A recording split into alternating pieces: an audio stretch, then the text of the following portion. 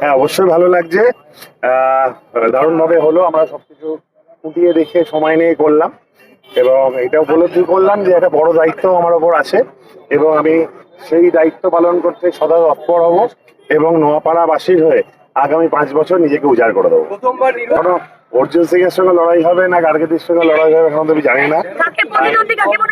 আমি আমি দেখুন, অবশ্যই সবাই প্রতিদ্বন্দ্বী, যিনি তৃণমূল, সিপিএম, কংগ্রেস, যারা যারা সবাই প্রতিদ্বন্দ্বিতা করছে, তারা সবাই নিজের সেরাটা দেওয়ার চেষ্টা করবে। আর লড়াইটা তো ব্যক্তিগত লড়াই নয়, লড়াইটা দলের লড়াই। আমি সেইভাবে লড়তে চাই, আমি তার মতন অত নিচুতে নামবো না।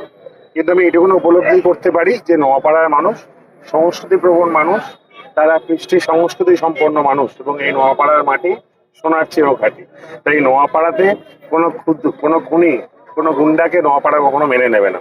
আমার অনেক বেশি সহজ হয়ে গেছে নির্বাচন, সেটা আপনারা বোঝার জন্য যথেষ্ট। আমি আজকে এই শুভ দিনে অশুভ নাম মুখে আনতে চাই না।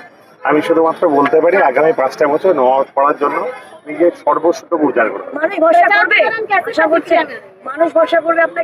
আমি প্রত্যেকটা জায়গায় যে রেসপন্স পাচ্ছি, আমি তাতে ভীষণভাবে মানে শুধু আশাবাদী না, আমি নিশ্চিত। আমি ছাত্র যুবদের মধ্যেও একটা বড় উন্মাদনা, উত্তেজনা আমি দেখছি এবং তাদের সঙ্গে এত বছর ধরে সংগঠন করেছি, তারা আমি বিশ্বাস করছেন। আজকে মা বোনেরা, দিদিরা যেভাবে আশীর্বাদ করছেন এবং আমি ঘরে ঘরে যখন যাচ্ছি, আমি যখন বয়স্ক মানুষদের পা ধরে প্রণাম করছি, তাদেরকে কথা বলছি, তারা তো নিজেরা জড়িয়ে ধরছেন বা তাদের আমার ধানটাও তাদের শাড়ির আঁচল দিয়ে মায়েরা বসিয়ে দিচ্ছেন। তো এই ভালোবাসা যদি পাই, এরপর আর অন্য কিছু ভাবার সময় বা সুযোগ থাকে। ম্যানিফেস্টো প্রকাশ করে নিশ্চিতভাবে সেটা আপনাদের আলাদাভাবে জানাবো।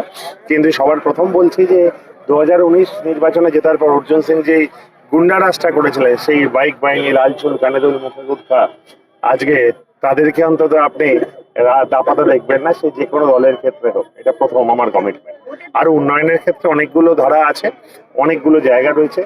আমার তো স্লোগানই আমি বলেছি, স্বাস্থ্য, শিক্ষা, শান্তি, শিক্ষা, স্বাস্থ্য চাই, গুন্ডা রাজার স্থান নেই।